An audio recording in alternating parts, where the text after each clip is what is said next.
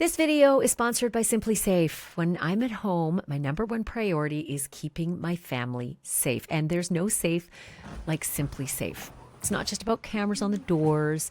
It's the peace of mind knowing that every corner of my house is protected. Simply Safe on. I love that with Simply Safe, the app, I can check live camera feeds, arm or disarm the system, and even get alerts instantly. I can lock or unlock my door no matter where I am, at home or away. So all you do is you hit it, listen, watch.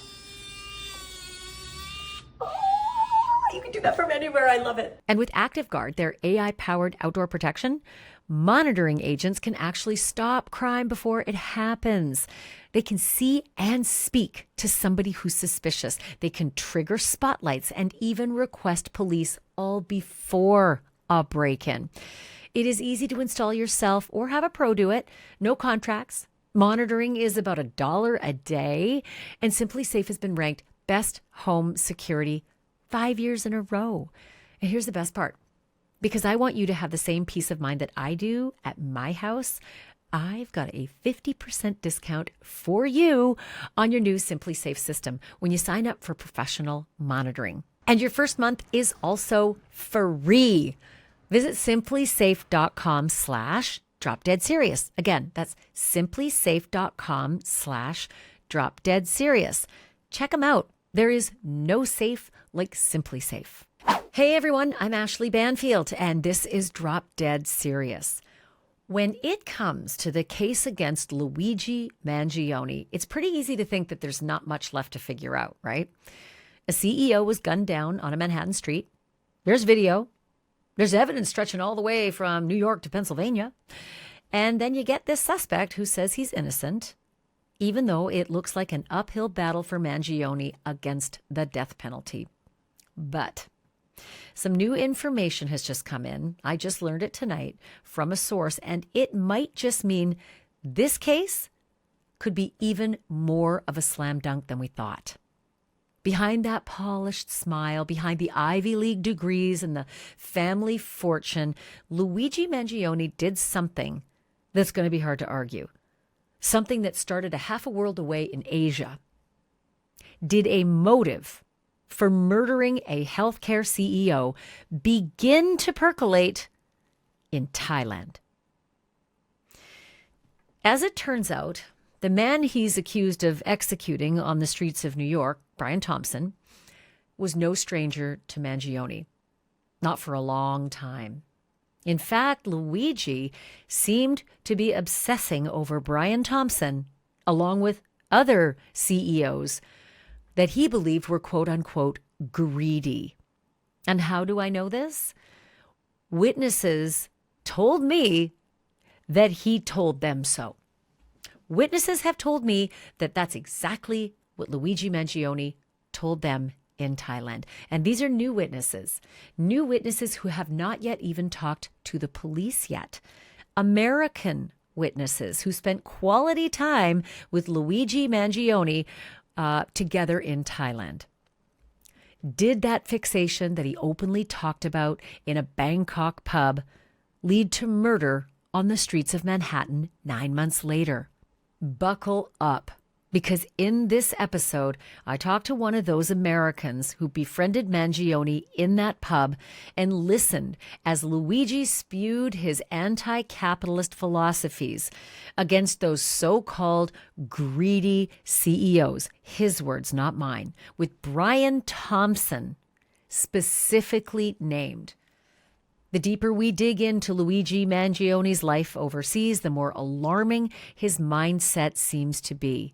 And let's not forget, Brian Thompson's name would have sort of been like white noise in that conversation. He wasn't the famous CEO who was executed at a Manhattan health conference before he even got there. No one really knew his name unless you were in the industry. So to hear it back then wouldn't have stood out. Only after his murder did it have such significance. And in the past several months, the New York Times has been tracing Luigi's footsteps across Thailand, Japan, and India, beginning in February of 2024. That is a full 10 months before the CEO of United Healthcare was murdered on West 54th Street. As it turns out, Luigi crossed paths with those two Americans in Bangkok at a bar in the middle of the city's over-the-top party district. Christian Sacchini is an American expatriate and professional soccer player living in Thailand. He says Luigi Mangione approached him and his friend because they were speaking English, and Luigi overheard them. So the three men began hanging out. And it lasted for hours and hours. They talked about everything from video games to volcanoes to, wait for it, the high cost of healthcare in America.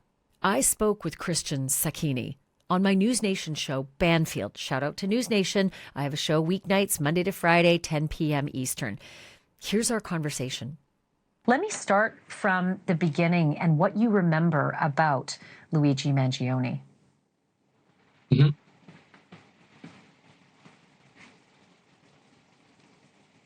Yeah, go ahead. I would love to hear your account of what you remember about Luigi.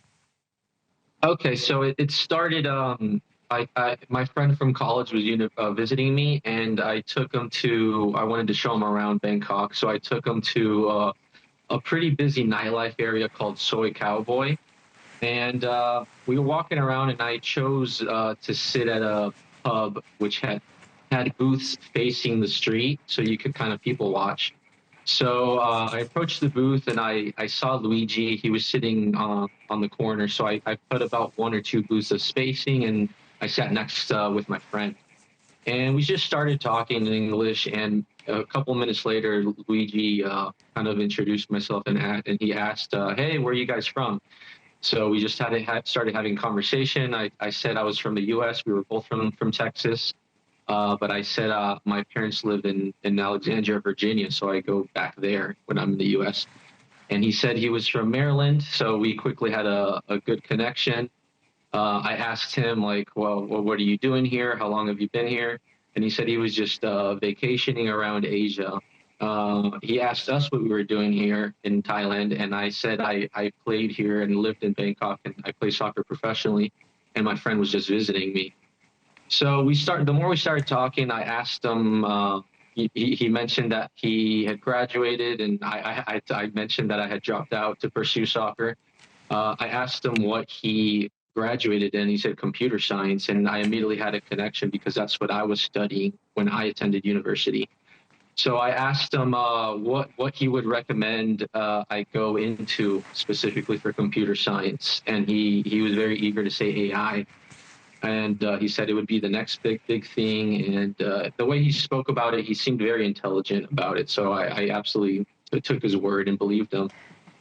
So we started talking more. We were having I was just going to jump in there because I'm curious about how the conversation went from that very innocuous, set of topics to greedy CEOs and then eventually to the name Brian Thompson. Take me to that moment. Yeah, so he asked me about, because I told him I had been living there at the time for about 3.5, 4 years in Thailand, and he asked me about my life, how I liked it over here, and I kind of went on a little rant. I said, well, I love it here. The price of rent, of food, of travel, of staying in hotels, of taxis, everything was incredibly cheap. And then I mentioned a story about how I had a pretty bad knee injury that happened to me during a soccer game. And I went to the hospital. I got it checked out. I got an MRI. I got an X-ray. I got prescribed pain medication to help with the pain. And I told him I had no insurance. I received the bill at the end of all that, and it was about $180 to $200, somewhere in that range. And when that happened to me, I couldn't believe it. And I told this story to Luigi, and he couldn't believe it either. I remember telling him also my younger brother is a nurse, and I sent him a picture of the receipt, and I told my brother, and he was also in shock. So it was a huge moment where he just couldn't believe how inexpensive things were without any insurance at all over here in Thailand. I'm going to divert a little bit from the healthcare conversation only because I want to show that your communications and communications with your friend and Luigi continued from this night.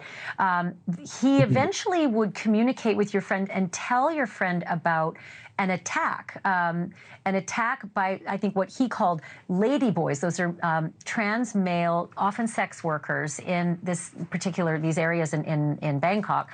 But he not only told your friend about an attack, he sent a picture. Can you describe that? Yeah, so the picture, maybe some articles have exaggerated a little bit, but it said he was beat up by lady boys. From the picture that I saw and I remember, it was maybe a couple scratches on his arm and then a red mark on his face that was nowhere near, it wasn't a bruise or a black eye. It was just a very slightly red mark. So it wasn't anything brutal or like he got beat up. But you could see that he had suffered some kind of he did small say injury. Right, he had actually described this attack, and I'm not sure what led up to it, but with the photo and the description, can you surmise what it was that led to this fight? So I know that Luigi returned to the same exact bar the very next day, and he sat at the same stool. He told my friend, but I could not tell you exactly what prompted him to. Or what he did to get attacked. I don't know those details. So moving back to this conversation about greedy CEOs and the mention of Brian Thompson's name, that just, I mean, the hair stood up on my neck when I heard that, because this is what I think March of 2024. And then, of course, the killing of Brian Thompson was in December of the same year. Have the police talked to you about your conversations in the bar that night with Luigi? No authorities have contacted me. It's only been journalism and news outlets. Do you find that surprising, given the fact that this is extraordinary information many months prior to the actual murder? Yeah, I thought it was. My friend was a little bit more nervous than I was, but I think, in my opinion, there was just too much time from March to December that can go through a person's mind. A lot can change, so I wasn't very too nervous about maybe having to speak with authorities or something of that manner. And then, just to be clear, has your friend been approached by authorities or told this story to the police investigating the murder? I don't know if he's spoken to authorities, but he has spoken to many more news outlets, because he was wearing a GoPro that night, and he has footage and video, audio, and all that. So he has way more people have approached him than I have. Let me back you up on that one for a second. Did you just say that he was wearing a GoPro, and so this whole conversation with Luigi Mangione was captured on video? He does not have the entirety of the conversation, because there were moments where he would turn it off and set it aside. But while we were walking and going from place to place, he had it on and off. So it wasn't the entire duration of us with Luigi that he had it on. Do you know if those moments where he talked about Brian Thompson were captured on video in the pub? I believe they were not, because when we were at the pub, he had set the GoPro down on the table. So he would turn it on when we were walking from place to place. Well, that's a bummer. So let me ask you this. At the time, the name Brian Thompson wouldn't have been significant, but several months later, you heard about Brian Thompson, the CEO of United Healthcare, being shot dead, execution style, by a shadowy figure on the streets of Manhattan. Did it cross your mind that it might have been Luigi Mangione? Oh, never. I did not. I really wasn't paying so much attention to the story at the time, because, I was in Thailand. But once I saw the picture, that's what really triggered it for me. Wow, I met this guy. I couldn't believe it. That's my next question. Once you did put two and two together and you heard about Luigi Mangione and you saw his picture, were you shocked, or did red flags come back about your conversations? I couldn't believe it. Extremely shocked. So when you think back about the guy you met, and, spent a fair bit of time that evening with, and then your friend continued, many conversations thereafter. Was there anything that you can think of that led you to think I should have maybe thought more about that, or that suggested he had, a violent tendency, or he looked like he was deranged, or it looked like he might do something about these people and the issues he was talking about? No, it was so unexpected. The way we talked for hours and had some beers together, Luigi struck me as someone who's just very laid back, chill, and he seemed very intelligent, of course, and someone that would have a bright future ahead of them. It just would not make sense for him to do such a thing. So I would have never guessed that it would have been him, or he would be accused of this, or he would be capable of something like this. Sure. And then so when you heard his name and saw his picture, did you think they've got the wrong guy? I mean, his face was just spot on. I maybe they could have gotten the wrong guy. Yes, I heard a lot of rumors about it's not the same person. The eyebrows are different and all that. But I mean, the more pictures I saw of him, the more I could confirm that it is him from, different angles or whatever. But it certainly is him. The other moment that really I knew it was him was when he was showing pictures on his phone about him in Hawaii, and this one iconic picture that's always has been very popular is of him without a shirt on top of the mountain in Hawaii. He showed me that on his phone, and that was another moment where it was just confirmation that was him. Christian, based on your conversations with him that night in March, 9 months before the murder, do you think he was capable of being the guy that did this to Brian Thompson, that murdered Brian Thompson? I did not think he would be capable of that, no.